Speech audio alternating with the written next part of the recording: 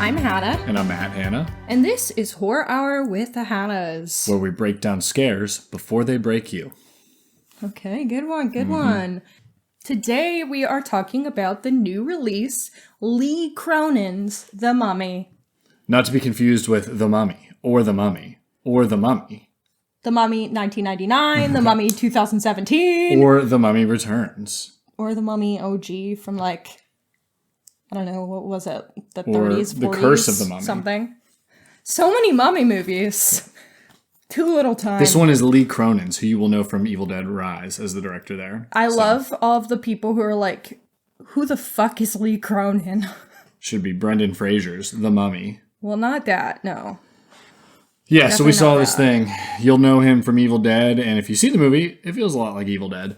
In the worst way. Evil Dead Rise. A lot by like the Evil way. Dead Rise. We will we'll get into it though. So, but we're as usual, we're spoiler free for a new release for a little bit. So we'll let you know when it's time to spoil. Yup. Cool. All right. So we saw this early. Yeah, I'm we gonna say that first. did. We got to see a nice early screener once again. Nice Dolby theater. We actually got a press box for this one. It was our first ever press box, so that was really fun. When you say press box, I was like, we didn't sit in a box to watch this movie. I'm thinking like sports. no. You mean, yeah, we got something in the mail. Yeah, we got a nice Tell- little present. Tell everyone we got. We got a shirt.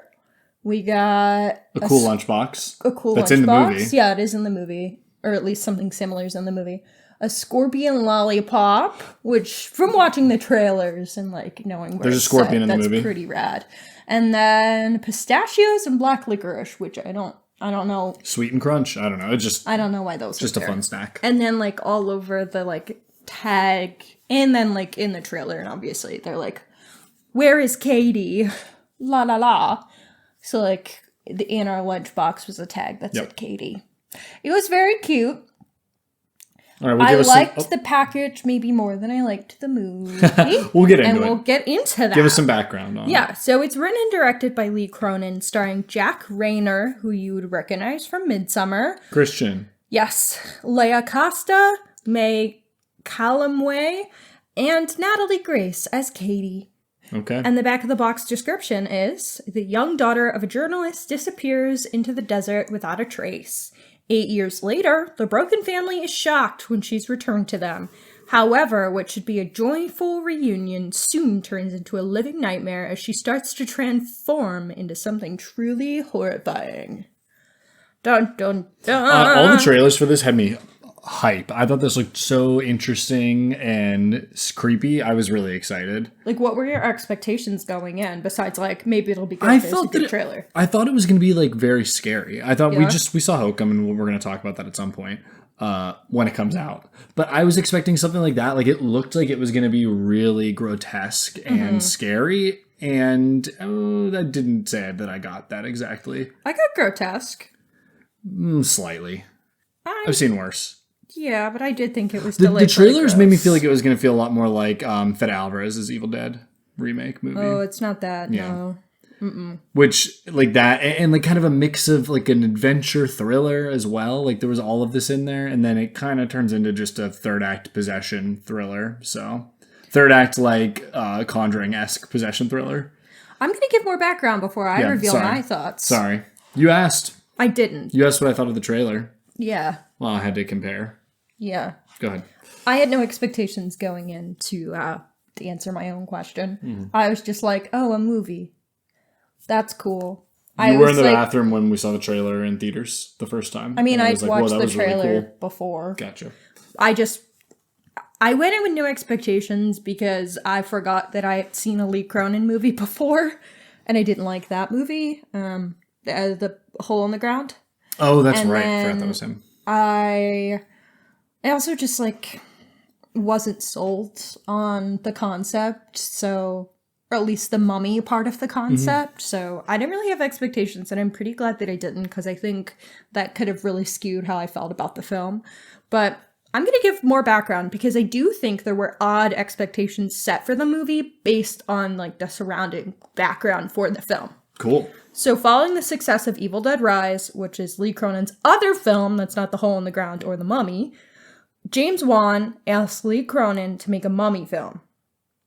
Cronin wasn't interested at first, so James Wan basically was like, I dare you to make the most terrifying mummy movie possible. And Lee Cronin was like, okay, I can do it. And because of that, he ended up having to turn down the next Evil Dead film. Evil Dead Burn. Yes, in order to make this film instead. And originally it was just going to be called The Mummy, but then Jason Blum decided to put Lee Cronin's name in the title to avoid confusion with the past Mummy films, specifically Brendan Fraser's Mummy trilogy. And Lee Cronin was initially unsure of that, but ended up accepting the decision. But that kind of led to some odd discussion as well, because people didn't really know who Lee Cronin was. He's only made 3 films. He's not like a long-established filmmaker. I thought it was a cool idea because he's got a cool-sounding name, so it kind of just works. Name. He does have a really cool-sounding name. I do like it. But there was a lot of other misleading press leading up to the film. So I was reading this article, and it says, long before audiences got a proper look at Lee Cronin's The Mummy, the writer-director's fiendish new film was already being stalked by rumors. There were early whispers online that the first reported title, The Resurrected, had been changed by Warner Brothers because the project was in trouble. So then it being changed from The Resurrected to The Mummy, like, freaked a bunch of people out, and then Lee Cronin was like, that's just how movies are made. Like, you get a name to protect the, like, secrecy of the film while you're filming. Yeah. Sinners had, like, a weird-ass, completely irrelevant name. Most movies do. They get a fake name. Yeah, so that was, like, misinformation. People were spreading, like, that was a bad thing. Like, oh, they gave it a boring name because it's gonna be bad. And then, during one of the first screenings, James Wan left and went to the bathroom. In Cronin's words, James Wan went to the bathroom. He went for a piss at a screening, and there were headlines like, James Wan walks out. I hate the paparazzi, and I hate the press sometimes. And I did look that up, and I did find, like, a bunch of those articles about it. Oh, and people so, are... yeah, the Mummy reboot reportedly in trouble, or the Mummy reboot reportedly so bad that James Wan walked out halfway through the movie. That's incredible. As if he wasn't seeing every, like, edit probably before as a producer that's pretty involved. Yeah. You know, whatever. And he, like, pushed him to make this particular film. Yeah. It's very interesting. So I think all of that kind of colors what people's expectations could have been leading up to this. I luckily knew none of that. So I also didn't have that, like, shading my perception of the film either. So let's get into the actual film. I know you kind of started to. Yeah, sorry, I started saying what I disliked and liked. Yeah, so we're going to try, instead of just rambling a list of things, we're going to try and break it down into more pieces. Okay. So let's just start with, is this movie scary? No, I don't think it was scary. Is this movie gross? Sometimes. I've seen grosser. Yeah.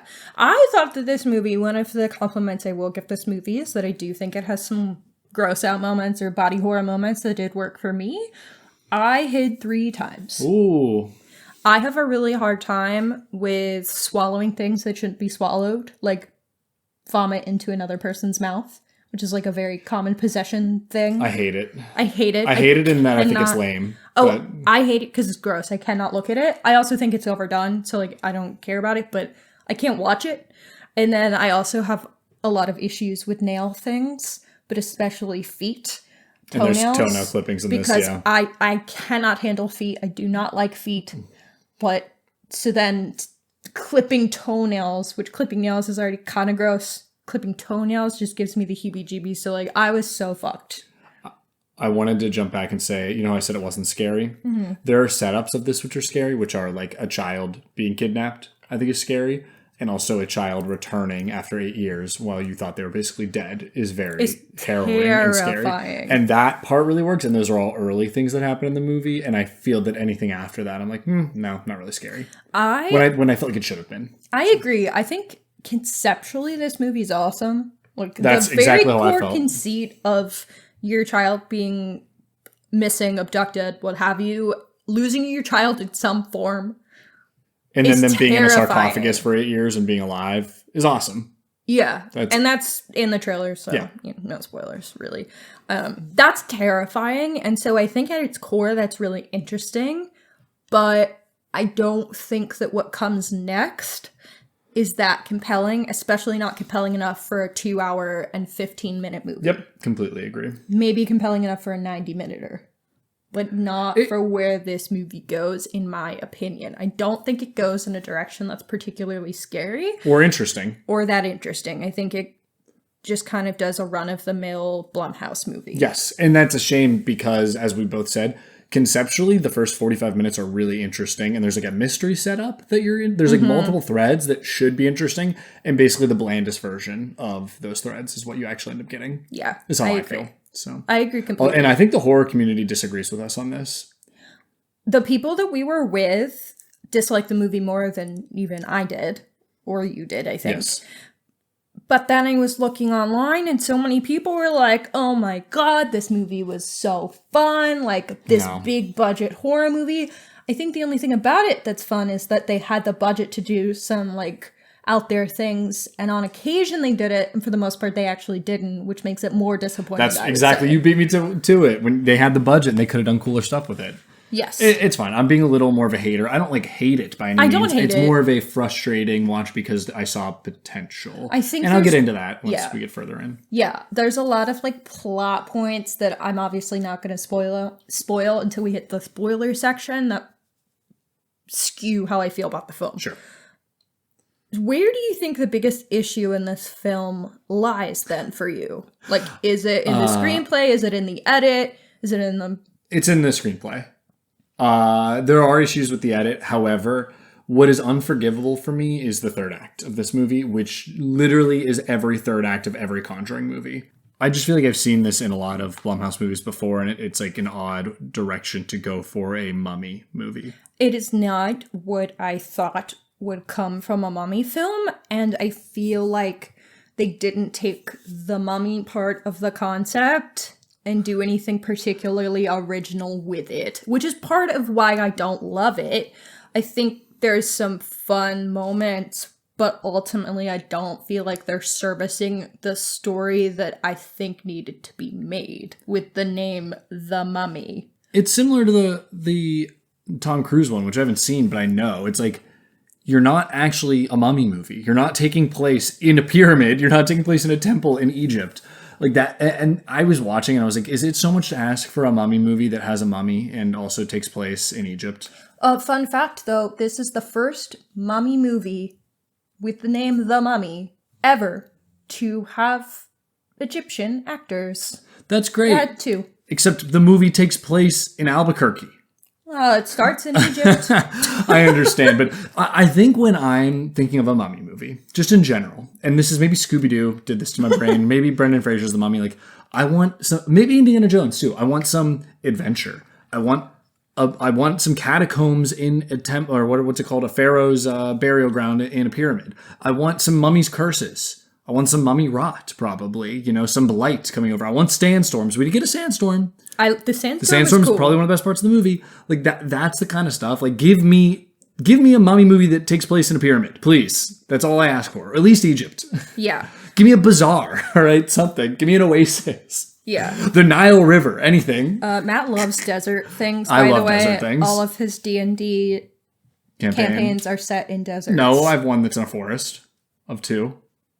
Matt. My main one's in a desert, yes. I imagine the second one also in a desert. There's no way that's in a forest. What? There's a forest next to the town. It's giving desert to me. Talking about Cork Run? Yeah. That's not a desert. I just pictured it as a desert because you're so obsessed with weird. deserts. No, not at all. Okay. That's okay. You're so 50-50. I'm leaving this on. Yeah. I do love deserts. I love Western. I honestly, I like, let's say Arabian, if we're going to, like that kind of style a lot. Mm-hmm. And yeah, so, I just want more of that. Yeah. Arabian's not the right word, but like Egypt plus like Middle East desert, I think is really, really cool. So either way, yes, that's what I want. Yes. And that's not what we got. That's why the Brendan Fraser's The Mummy is so awesome. So yeah.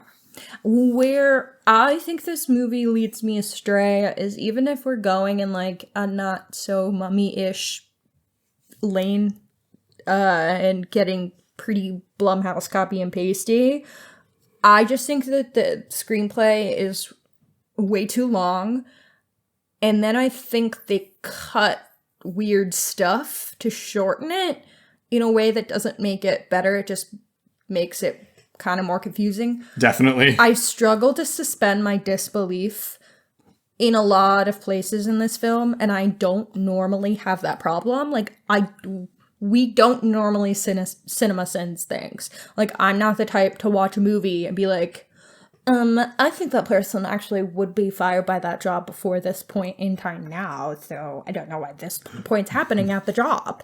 Like, I don't care about that. But there'll be like something bad happening to a character, and then they'll go to another scene and cut in the middle of that. And then they'll go back to that character doing like a totally different thing and no like resolution. Not resolve what was happening. And I think there was eventually resolution. It just feels very paced awkwardly. It was just so odd. It would be like, and not in an interesting way. No, it's not. More of the language of the film was backwards sometimes, is the best way I would put it. Or the language of the film, the words were out of order. Mm-hmm. Maybe. Yes. I also think that they try and set up characters as having, I don't know, certain skill sets or traits that then what happens conflicts with that very strongly. Like, they're trying to set up one of our characters as being really smart. Like, they have an award on the wall that says Expert in Journalism Award, whatever.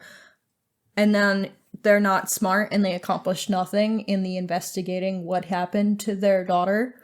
And then there's like another character who's a nurse that's like, I can care for this child, and then makes really dumb fucking decisions that make no sense in terms of like that characterization. Have you ever heard of the term ludonarrative dissonance? You can say no. It's usually used in video games. I know dissonance, but... Ludonarrative dissonance is the idea typically in video games where the game is telling you a story, but your actions as the characters, while you control them, basically go against what the game is supposed to be. People kind of argued that on The Last of Us Part 2 can do that sometimes. Yeah. Which it can. I've also seen the Uncharted games are very much like that because you're like a quirky, quippy guy and then you go and like do a mass murder of like 400 people in the game. Cool. Because it's like a shoot 'em up game. I would say that this is an example of ludonarrative dissonance where our characters are portrayed as one thing, but then their actions go against, so it doesn't compute in our brains. Yeah, I had that problem a lot. Yes, I don't know if it counts towards a movie, but this is the best explanation I could. Yeah, use, so that makes it's sense a good term. to me. Yeah. I definitely have that issue, and I don't know how much of it is the writing or the edit. I do think where the third act goes in general is obviously the screenplay being just not interesting to me. But I do think that the editing does not help. I think it could... and I think the movie should have been trimmed down more. This movie has no business being as long as it is. And it should be in a pyramid. Well, again, that's a screenplay problem. More pyramid time. I don't think the editor could have helped with that, like I was saying. I'm goofing around. But yes, I agree with you. Yeah. 0 minutes spent in pyramid should be up to at least 15, is what I'm trying to say. There was like a kind of pyramid for like... No, that doesn't count. That does not count at all. Yeah, no. Ultimately, my take on this movie is that Lee Cronin should have just made the Evil Dead movie. Definitely. Well, we'll see. Evil Dead Burn comes out in like 3 months. There's been no marketing for it, but... Well, there's a lot of movies coming out soon that have like almost no marketing. That's like crazy. Leviticus has no trailer. How could it? The movie didn't have a budget. Leviticus? Did it have a budget? Oh, it feels Leviticus. Like yes. Like the Yeah. big movie, like one of the can't bigger imagine movies that's a huge budget. I'm not saying it had a huge budget. I'm saying I'm shocked it hasn't had advertising. I also don't know how you advertise for it, and it's Australian, so... Okay, but you still get a trailer, dog. Movies normally have a... I feel like I've normally seen movies have a trailer by this point in time. The movies like this run on the getting word of mouth, to be honest. Whatever. I am being for real. Talk to Me got stuff, but I think Talk to Me was an anomaly. Bring Her Back did not. Yes, it did. Not compared to Talk to Me. Bring Her Back was made by the same filmmakers, by the same production studio. Yeah. I'm just saying. Yeah, I think that this is how it goes sometimes. The Mummy got a ton of marketing. It did, but that's because it was Evil made by Dead Burn, Blumhouse that not has so a much. lot of money. Yeah. Evil Dead Burn is still 3 months away. That's true. We haven't seen a single thing, though, which is weird, I would say, at this point. Yeah, I haven't seen We've only seen one. We've seen the title card. That's it. Okay, I haven't That's even kind of seen crazy, that. right? Yeah, exactly. All right, anyway, But I we'll keep also moving don't on. know how far ahead I saw trailers for this. That's true. I don't know. I guess it's because big budget movies like Dune Part 3 I are was about to releasing say that. things like 9 months to a year in advance that it then becomes kind of confusing in my little brain for like what is normal timelines for when movies start getting advertised that heavily. Can we tangent about how sick that trailer was and how cool that movie's going to be? I haven't watched it yet. You haven't watched the Dune Part 3 trailer? No, I haven't yet. You got to read the book too. Well, the first one and the one I'm reading right now. I know. It's going to be the trailer's awesome.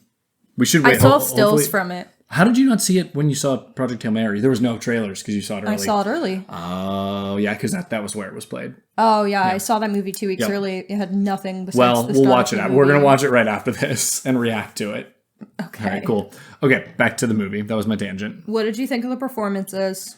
I really like the dude that plays Christian in Midsommar. I think he's got a great face. He's got scary eyes, as you said. He has... No, I didn't say scary eyes. I said crazy eyes. He has crazy eyes. But like in How I Met Your Mother, Barney and Ted talk derogatorily about women all the time, obviously. And they talk about women who have crazy eyes. Well, it works on a man. And boy, does this man have them. And it took me out of it a few times. No, I was like, what are you looking at? I actually think he's quite good. I really like his portrayal as a father. I buy it. I don't know if it's the facial hair, his stature, his acting, a little bit of everything. His stature is great as a dad in this. He has screen presence. Like, I'm going to give him a lot of credit. I thought he did also in Midsommar in terms of being a little bitch. Yeah. But he is, I'm impressed by him. Everyone else is fine. I thought Grandma's great. I thought the best performance might have been Natalie Grace as Katie. How much of that is her versus how much of it is like... That's what's really, really hard because there's clearly some moments that are like audioed over. Yeah, ADR'd and they definitely had what's it called in there. People that can do... bendy people. Yeah. Contortionists.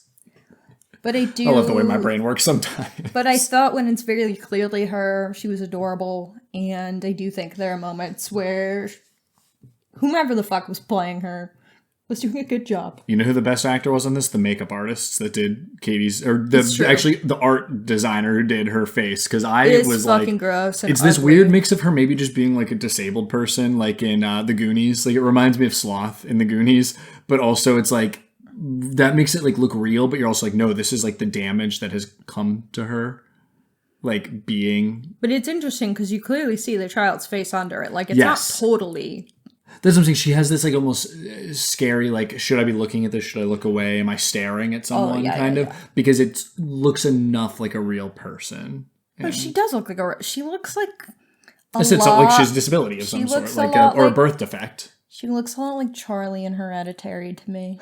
I don't know if you can say that. You can well, you know, they make her look pretty goofy because in real life she's much cuter. Yeah. But yes, there's something about her like that. Sorry, I'm laughing because I was like, she looks like someone who has like a birth defect, and then you go, she looks like Charlie in Hereditary. I saw such a crazy lot of people comparing them, and that's just rude to that actress, but that's fine. She's not going to listen. If you are, come on the pod. We love your work. Yeah, honestly, incredible in Hereditary. And you're cuter in real life, I promise. Okay. I'm just saying, I would be rude if someone heard that. Yeah. Okay.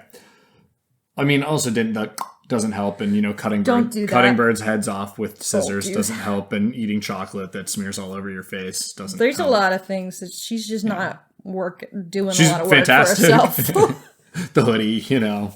Yeah, let's move on. Yep, cool. Let's just move past that. Do we want to just get in the spoiler zone? Yeah, I think so. Spoiler zone starting now. Now we're entering the spoiler zone. Ladies and gentlemen, welcome to the spoiler zone. After this point, you're going to hear some things that you might not want to hear. Okay, so 15-second summaries? Yeah, am I going first? Yeah. Cool, go ahead. All right, girl gets trafficked to Epstein's Island, which in there they then put her in a coffin and hold her till she's older so that she's of age, so that they can do whatever they want at that point and not go to jail. But then Epstein ends up getting killed in his jail cell anyway. Okay, why don't you give a summary for the movie? Oh, wait, what was this? I don't even find that like even remotely funny. Okay. Why don't you try again? All right, go ahead. She gets kidnapped by I can't do it because I was like, it was a woman. So I was going to say it was Ghislaine that she got kidnapped by. Matt, just do a summary for the movie. Holy hell. Okay, go. Girl gets kidnapped by the magician, and they put a demon inside of her, and then she gets back to her family, and they start taking her skin off, and that releases the demon. And then they transfer the demon, like the end of The Exorcist, to another guy. Not taking her skin off. They take her skin. She takes her own skin off. She says, "Little brother, can you undress me? Help me get undressed." Yeah, that's horrifying. Yeah. Okay, I have mine. Okay, I'm ready. Go. Not quite slop, but definitely goopy. Oh, okay. And mine was bad? Yeah, because yours was irrelevant. I was just making a trafficking joke, which is not okay. Trafficking is not good. But I mean, it happened, so. Who is the Donald Trump of this movie is the question. Nope. No, not going there? Read the plot description. And why was it? I don't even know. I don't have one, so just read the plot description. Probably the guy that got impaled at the very beginning, that I cut out of the plot description. Good. It was unnecessary to pull it open. Okay. In Cairo, Charlie Cannon, an investigative TV reporter, lives with his wife Larissa and their children Katie and Seb. One morning, Katie is visited by a woman who appears to have magical abilities. The woman, known as the Magician, claims to be her friend Layla's mother and lures Katie to the fence with candy before abducting. Yeah, well, the candy thing made me think back to what my plot description was. Okay, Charlie chases them through a sandstorm but loses them. 6-day sandstorm. They report the kidnapping to the authorities, working with an English-speaking junior detective, Dahlia, while the lead detective heavily suspects the parents. 8 years later, Charlie, Larissa, Sebastian, and their third child, Maud, now live in Albuquerque, New Mexico, home of Heisenberg and Larissa's mother, Carmen. In the desert outside of Swan, a teenager witnesses a plane crash. Speaking of Heisenberg, Lee Cronin said the color design of this movie was inspired by Breaking Bad. The yellow. Albuquerque's yellow now. Yes. In Breaking Bad, it's only Mexico that's yellow. Okay. In the desert outside of Swan, a teenager witnesses a plane crash which kills its 2 pilots and reveals its cargo to be a sarcophagus. Archaeologists open the recovered sarcophagus and find a mummified Katie inside. Katie wakes and is revealed to be alive. Despite her being in a catatonic state, Charlie and Larissa decide to move Katie back home. And this, from here on out, is where the movie's not very good. The family settles Katie in her bedroom, refusing to seek further medical help. However, Katie's behavior is erratic and unpredictable. She begins to show signs of severe mental distress, and she escapes her room at night. Larissa and Carmen attempt to trim Katie's toenail, but accidentally rip off a panel of skin. Charlie begins noticing the scripture that is on Katie's loosening bandages. Seeking answers, he consults an archaeology professor at Albuquerque Community College. The professor explains the truth behind Katie's behavior. The ancient demon Nazmaranian, the destroyer of families and communities, is kept at bay through a ritual mummification. Before the kidnapping, Katie had learned Morse code. Her possessed body begins clicking messages. Charlie translates it as Layla, assuming it refers to the person who took her. Desperate, he searches a massive basement trunk of unopened support letters, one of which is from Egypt, and he finds a card from Katie's old friend Layla Khalil. He relays the name to Dahlia in Cairo, who traces the letter to the house in Aswan. Dahlia investigates the property alone, discovering a subterranean pyramid, and is forced to shoot the magician in the chest when she attacks her. During the chaos, Layla arrives home and gives Dahlia a VHS tape with the label Katie. Also, Layla has had her tongue cut out. I couldn't think of the names. All right, this is where the movie gets really not good. Okay, great. As Katie sheds more of her bindings, the demon's power intensifies, manipulating the minds of Seb and Maud. When Carmen prays over Katie, she violently attacks her and throws her out the window, where she is devoured by coyotes. At Carmen's funeral, Katie escapes her locked room, bites a hole in Carmen's corpse, and drinks the embalming fluid. In a trance, Maud rips off her own teeth, begins attacking others with Carmen's false teeth. Dahlia arrives in New Mexico with the tape, which reveals the ritual that originally transferred the demon into Katie by the Egyptian family in Aswan. The magician was a member of an ancient cult who were tasked with keeping the demon buried by offering it living hosts. While Charlie and Larissa watch the tape, Katie hypnotizes Seb upstairs, forcing him to help her skin herself to remove more scripture and become more powerful. She attacks her parents and Dahlia. Having memorized the demonic transfer chant from the tape, Dahlia helps the family transfer the demon from Katie into Charlie, who willingly sacrifices himself. Bound inside a coffin-like box in the basement, Charlie manages to tap "I love you" in Morse code. Katie, now free of demonic possession, slowly starts to recover. Sometime later, the movie should have ended by now, Larissa calls Dahlia, saying they need to talk about Charlie. Back in Cairo, the magician, revealed to have survived, is now incarcerated. One morning, Larissa and Dahlia arrive in her cell, sedate her, and reveal the possessed Charlie. Dahlia starts the chant of the ritual. That's the movie. Holy hell, that was the hardest one I've ever done. That movie's a mess. Okay. I need to point out a couple things that I had trouble suspending my disbelief with. That normally, like I said, I'd be fine, but here I was pissed off. Okay. The parents not warning the kids about how fucked up Katie was so funny to me. they're like, okay, your sister's in the car. We're gonna bring her in now.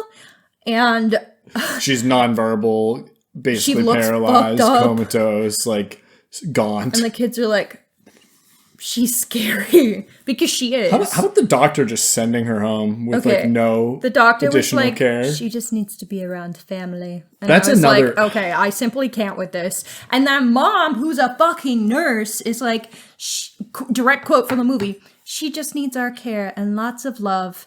Bro, you're a fucking nurse. Dog. You guys work full-time jobs. Like, what is happening? Grandma's not going to just fix it with prayers. Grandma thinks she Grandma. can fix it with prayers. Yeah, though. honestly, she was making more sense than anybody else in this movie. Just And like, she paid for it by getting eaten by coyotes. just like, she needs our care and lots of love. And being a fucking nurse, I was like, this is pushing my fucking limits to the max. And then This is what those she's nurses that are cutting- anti-vaxxers also. Yeah, no, but actually. And then she's cutting her toenails when they look so fucked up. I'm like, bitch, you would know to call a podiatrist. Like, what are we doing? This is nurse insane. told you to do your own research when it came to vaccines. I think she did. So, like, then I was like, you know what? I can look past it. There's nurses like that in real life, you know? That's really the problem. But it was just like all the other things where I'm like, nah, this is just a shitty script, dog. They also mention at one point in time that they found a bunch of other ones. They're like, how many have you found so far? And she's like, 50, blah, blah, blah, like some high-ass number. And then he's like, how many were alive? And that's in the trailer. It's also in the movie, and there's like not an answer. Well, they made a joke about how like she's a missing persons, and basically all missing persons end up being dead. Do you think that's what he meant? Is Yeah. just like, how many missing people have you found over your career? She said 58. Okay. And he said how many of them were alive, and she said I think it was just your daughter. So my stupid brain was like, why were there 58 other kids in a sarcophagus? No, what? All right, that was kind of dumb of you. No, they asked her, her manager, not whatever he was, that thought it was the parents. It was like, I've found 100 and something people, and only 10 of them have been I just alive. forgot the context of when it came back up, and I clearly missed something by Yeah, that's really funny. sip of my drink or something. All credibility gone from you now. And that's valid after that one. No, there's just so much of it where I was like, what the fuck? Yeah, man is a journalist. He's set up to be a really great journalist, and then he accomplishes nothing in figuring out what happened to her. Which Even the one thing he actually figures out, which is like the friend's letter, was because the detective basically told him to check. Like, he does nothing. Which is also a pain because the actual mystery element of what happened to Katie was really compelling for me, and there's no actual tension or push and pull of a mystery story here. Mm-hmm. The information is just kind of fed to us over time, and way too late in the story as well. So, yeah, that was dumb. Mom is dumb as shit. The thing that I was really pissed off that I mentioned earlier was like, the daughter was being lifted from the ground and like choked by the mummy possession girl. And then the next her face scene, smashed into the bathroom. and then the next scene, she's just like chilling in her room laughing. I was like, where the fuck? Why did we put it out? And then it's like clear that she's under hypnosis and things happen later, but it's still in terms of like tension and buildup, it's very so jarring. odd. Yeah, it's so weird. This whole thing. They also just like never really acknowledged that the child's teeth were all pulled out. Like the kid pulls out all her own teeth and then wears Grammy's dentures. And they just like don't really acknowledge as parents that she's wearing grandma's dentures and that her own teeth are clearly not in her mouth anymore. And then just like in the future, they're like, oh, look, she has teeth again. That's beautiful. It's just so, like, silly. And I don't want to CinemaSins again, but, like, I could When it's not this obnoxious, it's suspend tough. my disbelief with that many stupid details. It was just ridiculous. All right, we have complained a lot, and I'm sure we can some more, but you want to talk about some things that we thought worked well? I think I already went through all the things that worked well for me. Was just that it was so fucking nasty. Like, ripping her... Okay, the toenails, disgusting. Do not clip toenails in a movie, but these were the nastiest toenails I've ever seen. Actually, that's not even true. Some of my clients have some really nasty Oh my god, relax. All right. That's real life. You can't bring that up. All right. I work in healthcare. Okay. It's fine. I didn't break HIPAA. Yeah, clipping nasty toenails, disgusting. no tolerance for it. But then clipping the toenail and then it ripping just like half her fucking leg off was so fucking vile. And then she later is like eating her own skin and like trying to like claw it off. Disgusting. It was like jaw dropping, but then like looking back, I was like, it feels very not real to me. Oh, I guess it was part of the bandages coming off too, though. Her weird inscription bandages. Yes. So it was fine. I thought, well, I said before, those first 45 minutes, basically up until Katie's home, I think is really interesting. I love the setup. I like what it's going for. It looks nice. The sandstorm looks nice. I thought the movie shot well and lit well. I think the sandstorm was really cool. I think they do a good job setting up this family of like, they're there for dad's job, but they're hoping to move back to New York and they have like aspirations as a family. And it's another family movie from the James Wan universe. Yeah. You guys got any more themes in there? I'm itching for Yeah, when we were talking about themes, I was just going to say, in the wise words of Dom Toretto, family. Yeah. Every time. Every goddamn time. It's all James Wan can do anymore. And it's not even his movie. It's not even his movie. It just feels like Blumhouse loves. Family. Oh, guys, a horror movie? What can we make it about? The perseverance of family. Family. Okay, but yeah. God, so I was just trying to say nice things. But I do think it sets up the familial unit well enough, and I do think the scene where she gets abducted is really scary. It's harrowing, yeah. Because it just feels real to me, even though then it gets like weird and maybe magical and whatever. But I do think at its core concept it is pretty scary. And then yeah, the dust storm sequence was scary, and then it just jumps like 8 years later, and they reveal, which is also really scary to be like, we've now moved on with our lives, and then they get a phone call, and they have like the mom was pregnant, and that child exists, and is like an 8-year-old now that's never met their sister, and their brother is like a teenage little doucher who's going through puberty, and like, yeah, it was just a fun little setup there. And then them bringing her home even is like alarming, because you're like waiting for them to actually show her and all of her disgusting glory. And then, oh, another thing that pissed me off when they brought her upstairs, they were like, no sudden movements, nothing jerky, she's sensitive. And then they bring her upstairs and it's just like every stair the wheelchair is clanging against. It was like from a fucking sitcom. It's supposed to be like a comedy. The tone of this movie is a mess. Once you're past the 45-minute mark, I think it's very clear I said the first 45 minutes I think are excellent. And then everything after that, like it's like, it doesn't want to be funny, it doesn't want to be an Evil Dead movie, but it's not as funny as an Evil Dead movie or as gross and interesting. And so it's this, and people are calling it like, oh, it's The Mummy, but it's Evil Dead. I was like, but it's a worse version of both. So how about that? You know? Yeah. Okay, but what, like, yeah, so the beginning I do think is good, and it's all of it's set up and all that, but like, what else is good? Well, I was saying it's hard to say things good without getting to bad, because I thought there's so much promise in its setup. Yeah, I agree. So I keep going into getting frustrated. That's what I just did. Yeah, it's like complimenting the intro. I said I think it's shot nice. I think it looks nice, especially early on. But that's like all I can say. I like the acting's fine. There are moments that are good, and they basically all have to do with child abduction. Like the family finding the wrappers of chocolate bars that she's been hiding, really getting from her friend or from the neighbor. Yeah. Like that's such a click moment that, like, I think a parent could really fear of, like, wait, where are these coming from? Yes. Wait, where is she right now? And that's cool. And again, that's in that early part. And I said the practicals, the makeup are good. I've just seen it done better. I don't think it beats Evil Dead 2013 in any way. And that is not a very funny movie. What about his own Evil Dead movie? No. I don't even like Rise that much, but Rise is better than this. Yeah. And it hits its themes better than this. And like, I don't even think we need to do themes, because it's like family and child abductions, the themes. And this one doesn't even nail family. Thoughts about the family. Well, go ahead then. Theming. Like, I don't need to say anything nice. I feel like this movie is just like how situations like this can tear families apart or bring them together. That was like the demon was literally the tear the family apart demon. Yeah, which is also a made up demon. It's a made up demon. What are we just have Imhotep? Sorry. So for it to be a made up demon that is laying the themes out on the table is really fucking funny. Because if you try and Google Nasmaranian, it comes up with Pomeranian puppies, is what my Google says when I type Nasmaranian.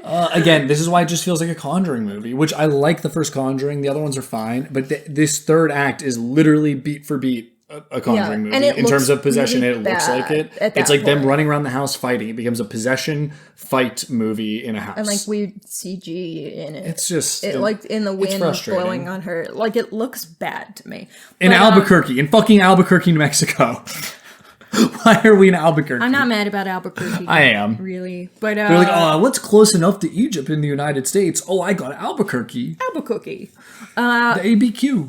Like, oh my god. Okay, but so, we could be torn apart or we could stick together as a family unit. The issue is I think that the movie's like, look, they persevered and they loved each other, and so they Dad won sacrificed at the end himself. because he loved his family, so he was willing to do that. And you know what? They're getting what they deserve because now they're going to get it out of him into the evil lady. Yeah, but it was way cooler when he was all wrapped up in bandages and actually looked like a mummy. Yes. That was sick. I was like, there's the mummy. Let's go. Okay, but the issue with that is that, like, they weren't ever showed to be a particularly strong family unit either. Like, they had no right, I think, to come out on top, frankly. You're right. Because They didn't actually meet the themes of the movie. That's Not more at all. more ludonarrative dissonance. like there's this scene where first, like, clearly they talked about wanting to move to New York. He got offered the job in New York. They're so excited. They end up having to move back to Albuquerque After and live the with war her mom. went back to New York. Sorry, Yeah. that's what I was thinking of. Hell yeah, brother, that'd be better. Let's review that next time. For work next door. All right. So they end up having to move to Albuquerque. Like, there's clearly some tough stuff there, and live with grandma, and, like, obviously they're missing their own fucking child, and he's not in the new job that he wanted to be in. And then they have this discussion where they're basically, like, blaming each other for what happened and why things are difficult right now. That But part it went kinda kinda hard. But it kind of feels out of nowhere. It Like, is. it's not set up that there's resentment. And then they don't really do the work to overcome that resentment that they have towards each other. So We didn't know there was resentment. We There was didn't 8 know- years. I was like, they're happy now. Like, it sucks, but they were able to there grieve. wasn't and no. resentment, and then suddenly there was Christian straight up resentment. said, well, you were her mom too. How did you not know she wasn't getting candy at the back of the yard? Yeah, you've been left alone with her too, Mom. So stupid. It's so... You're making me dislike Fucking this movie annoying. more when we talk about it. But that conversation Oh my was so funny God. because it just feels out of nowhere. And then they don't really resolve it from there. So the fact that you haven't resolved when you were deliberate to put this, like, resentment in the movie, and then we don't really get a resolution to that resentment, I'm like, oh, so they should be torn apart. Yeah. Yeah, you're right. It's just, And, like, maybe I'm just forgetting a scene that happened after that. I know, that, I think like, you're totally right. Yeah. So that I think you're frustrated the entirely, shit out of completely me. right. I'm going to complain about another thing because I'm just thinking about the fact that this is a fucking possession movie. That's why what's- is this a why, possession? It's a mummy movie. It doesn't need to be about demonic possession. One, this is a weak-ass demon. I'll call him out. Like, there was no real threat from this demon. Oh, he tears up your family. He, like, eats your grandma. All right, cool. He did kill Like, grandma. But, like... And he ripped out the daughter's teeth. I just need to talk, and because I'm going to compare it to Evil Dead, because how could you not? You look at Evil Dead 2013. That demon is like, oh, if this thing gets out, like, the world is over. It starts raining blood. Yeah. An abomination comes from the ground and she ends it. Like, there is a feeling of threat here. If this is a, mummy that has been generationally kept at bay, there should be more of a threat than it's just going to beat up grandma, all right, and have her be eaten by coyotes. There should be a worldly threat here for me to have any sense of tension, I think. And that's why a mummy movie with an actual mummy that walks around and goes, "Rrrr," in its mummy costume is way better. Yeah. This is really... Or Imhotep. Imhotep's such a good character, and I don't even want it to be Brendan Fraser's The Mummy. I just want a movie about a mummy. Yeah. This isn't a movie about a mummy called The Mummy. What I would also add is, since it does have this Conjuring-ass third act, the third act of The Conjuring is my least favorite part of The Conjuring. I struggle to suspend my disbelief in that part of The Conjuring. Bathsheba. And, like, I know that you still like still that like part it, yes. and you find it scary. All I of them don't. have it. Like, I don't find that scary. At the end of a Conjuring movie, I lose it for It a very couple much minutes. goes like and superhero third act, and I don't mind it when Patrick rest of the Wilson movie's is really doing good. an act. He's like, I have to perform the exorcism, and he's Well, like standing I on don't top like of it in furniture. Last Rites, but the first two, yeah, The first it's fine. two, it's kind of But, like, How many exorcisms does he do after being not allowed to do any exorcisms in those movies? We got it. The church has to tell us, and then he's just like, no, I have to do it. She's like, Ed, you can do it. He's like, I don't know. Then he does it. But the issue is that then it takes a thing that I struggle with and then does it Makes it worse. Yeah. And so I was doing a bit. What the fuck is going on? Yeah, it's just tough. But all that to be said, though, like, I wasn't, like, pissed off watching the movie.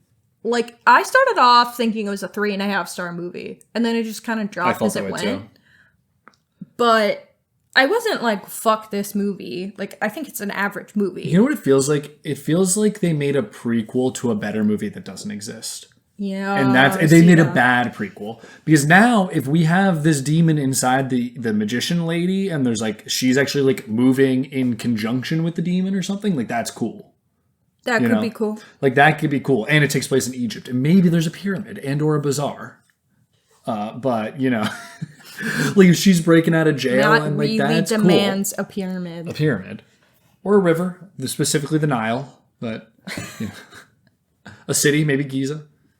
You know, sorry. So let's maybe a guy named Imhotep, but maybe either way, that's my whole point. Is like this feels like it's like it's like a bad prequel movie to, but there's actually no real movie that exists. Yeah, that's how it feels. It's like finding out how Ash got his chainsaw. You know. Do you have any hotter takes for this movie that we haven't already said? Because I do think our opinion is for some reason the hot take is that it's not worth your time. It's bad, and maybe they shouldn't let Lee Cronin make another Evil Dead movie. Ooh, that's a hot take. That is a hot take. My hot take is I'm not convinced Lee Cronin's a good writer. And did he write it? I don't even know. Yeah, he's written all 3 of his movies. I haven't seen Evil Dead Rise. There's good parts of it. But I have seen The Hole in the Ground, and I've seen The Mummy, and my opinion on 2 of his 3 is he's not a good writer. At least he needs a co-writer to be a good writer.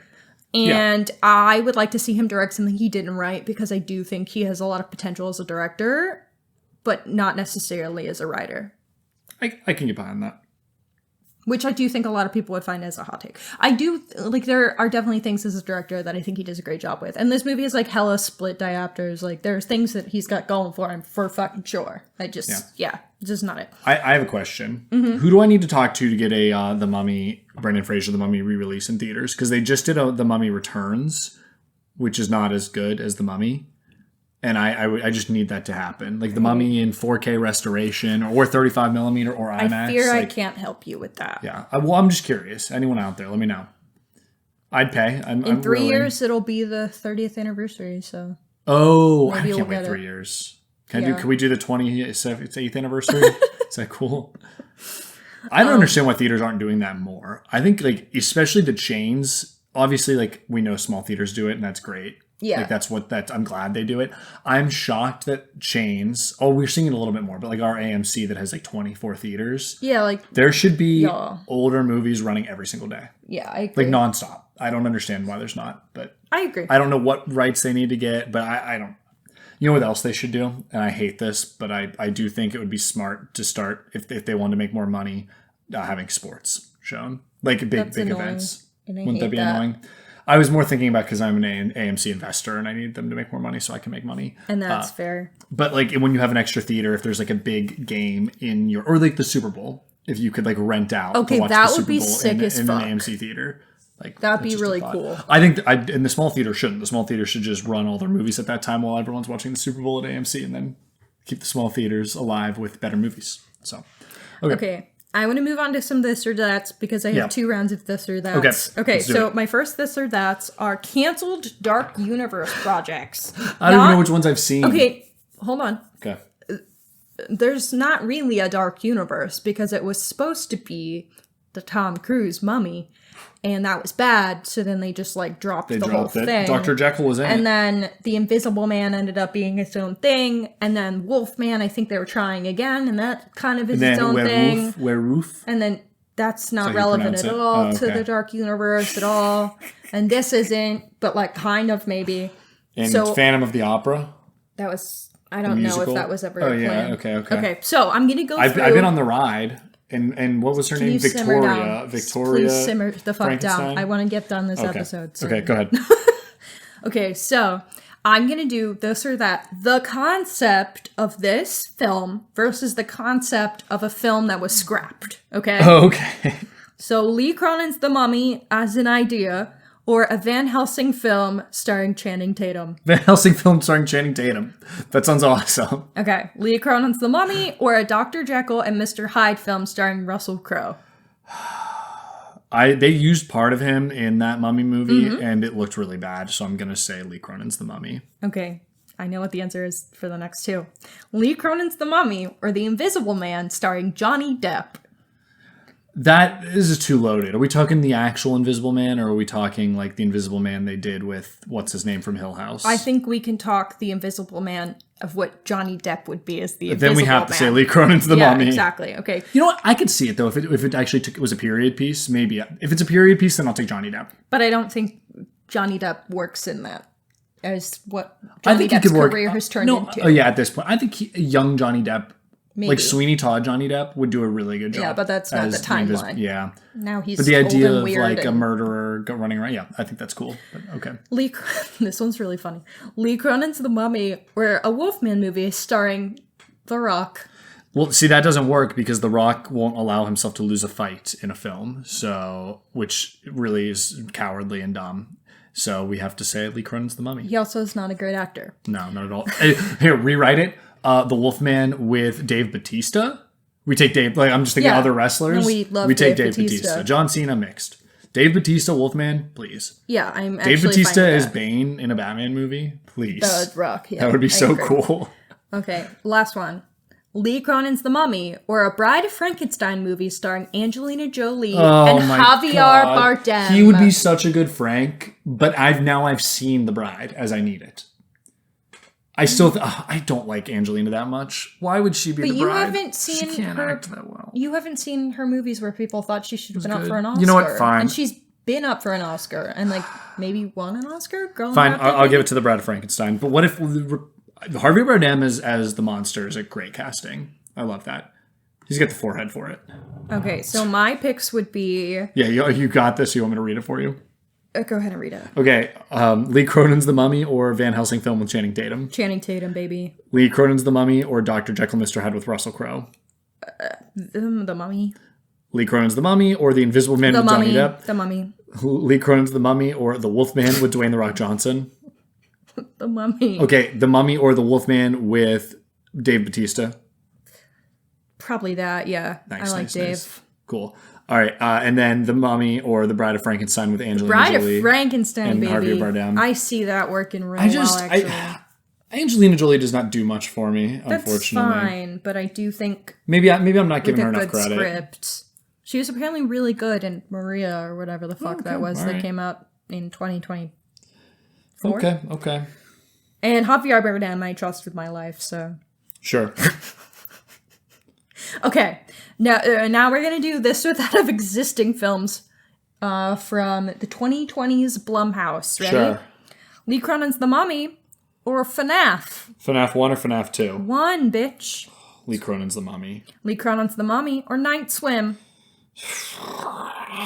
I guess Lee Cronin's The Mummy. Lee Cronin's The Mummy Coughing Baby versus Coughing Baby. or Lee Cronin's The Mummy or Megan? Megan. Lee Cronin's The Mummy or The Black Phone? The Black Phone. Lee Cronin's The Mummy or Freaky? Freaky. Lee Cronin's The Mummy or you haven't seen Wolfman or Drop, right? Yeah.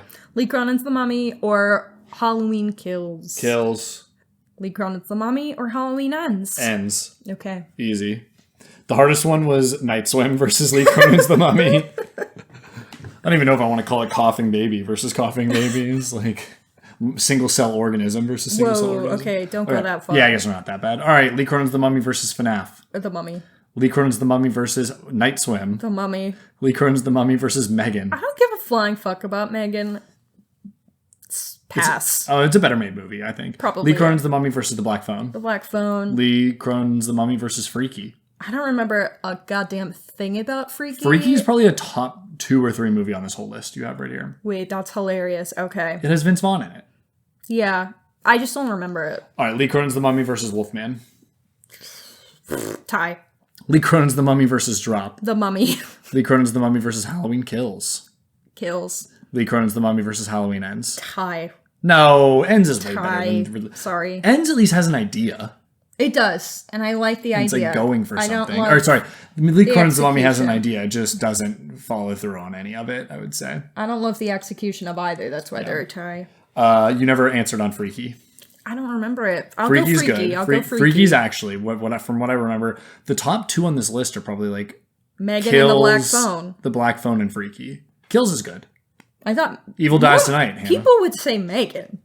Evil Dies Tonight. If we're going by Rotten Tomato scores, the answer is Megan. Megan's It's ending. easily Megan's the ending's highest bad. of this list. The Megan's Black ending Phone goes is probably against. 2. Talk about ludonarrative dissonance. I'll use it again. Megan's ending doesn't make sense to me, but that's fine. I'm gonna rewatch Megan tomorrow during the workday for our our upcoming draft. Blumhouse, not draft. What's it called? Let me know what you think, because Bracket. I'm not going to watch it again. No, I know. It's just because like sound while I work. Yeah, I might as well put gotcha. it on. All right, well, let's rate this movie. Okay, on a scale of 1 to 10, I'm gonna go 5. I also was planning on going a 5 on this. Okay. So we're right in stride. However, on the Dalton endorsement scale, I think like a -2. Yike. I think if there are so many movies, like again, I would recommend Evil Dead 2013 if you wanted something that was like gross and scary, like that's and has a little bit of this goofiness of this, like that's your answer. Or I would say go watch a 10 out of 10 film in Brendan Fraser's The Mummy. I had this weird thing where I was gonna say 0, but then I realized like I mostly shit on the movie. Yes. So probably not a 0, but like not really far below a 0 either. I think it's hard because people did really like this movie and I don't really get it. So it makes me not want to say negative because like people do like it. I have it on negative. I would not recommend. I'm gonna stick with 0. Fuck it. There you It's go. my podcast. So I can do what I want. Also, for the Brendan Fraser The Mummy, we don't give Stephen Sommers enough credit because he wrote and directed it. So, and also Rachel Weisz in this movie is insane. The issue is 1999 was such an incredible year for film. I don't think The Mummy's top 10, top 15, maybe even top 20. That might be the case for 1999. However, in terms of like adventure films, I it's think it's super one important. of the best. Well, I think it's up there with like Pirates of the The Caribbean. issue is that crazy? genre doesn't exist anymore. Correct.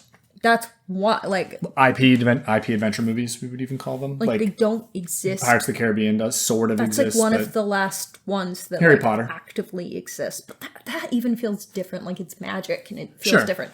D&D is the only one that I can think of from the 2020s that doesn't That's why I suck gave shit. you shit the other day when I found out you haven't seen any of the Sherlock Holmes movies, which fits into this as well, being like blockbuster adventure films. But I've said that the actual true successor to Indiana Jones or Harrison Ford was Brendan Fraser in The Mummy. Like that is Indiana Jones right there. Yeah, no, And no one else has ever I done think it. that's correct. So, and it's a shame that like we didn't get more of him. I know there's like 2 other Mummy movies, but they're not as good. So, but either way, yeah, just a thought. That movie's great. I really want to watch it, and we don't have time. I think we should rewatch some Brendan Fraser movies. George of the Jungle, Encino Man, Bro, Squeeze in the juice. I really liked the movie Bedazzled when I don't was even know that younger. one. You don't know what Bedazzled? I was just doing Pauly Shore quotes from Encino Man. Bedazzled is a 2000 film, but it's this dude who makes a deal with the devil for 7 wishes, Okay, and it's basically so he can make all his wishes to be with he this was good. lady. He was a good-looking dude. But he's making all these wishes to like make this woman love him and be with him, except the devil fucks with every single one of their course. wishes. So he'll be like, I wish that we'd be together, like very simple. And then the first wish is like he was like a drug cartel member. So like they're together, but she hates him. Oh, we can watch Monkey Bones. You ever see Monkey Bones? No. Looney Tunes Back in Action. That's a great one. Killers of the Flower Moon, obviously. Yeah. I'm just going to name Brendan Fraser movies that we can watch instead. Batgirl. We're going to go break into Warner Brothers headquarters, take David Zaslav hostage, and get us the copy of him as Firefly and Batgirl on hard drive. And then keep him from, doing the whole bullshit merger. And then I will be the new exec of Warner Brothers Discovery. Yeah. Yeah. Vote for me for president of Warner Brothers. I will be the 3rd Warner brother. Bedazzled has a 50% on Rotten Hell yeah. Tomatoes. I need to rewatch this as an adult. All right. We're getting too crazy. We're getting crazy. Totally All right, different places here. Let's end this episode. Yeah. All right, I've been Matt Hannah. I'm Hannah. This is Horror Hour with the Hannahs. Stay tuned And stay scared and go watch some Brendan Fraser movies. Yeah. Thank you for listening to Horror Hour with the Hannahs. Make sure to listen to future episodes on Spotify, Apple Podcasts, Amazon Music, or wherever else you can find podcasts. You can also find us on YouTube, where we post episodes and shorts. You can follow us at Horror Hour with the Hannahs on TikTok and Instagram, as well as at Horror Hour on Blue Sky for more content. If you like the podcast, please follow and leave a review on your favorite podcasting app. Happy hauntings!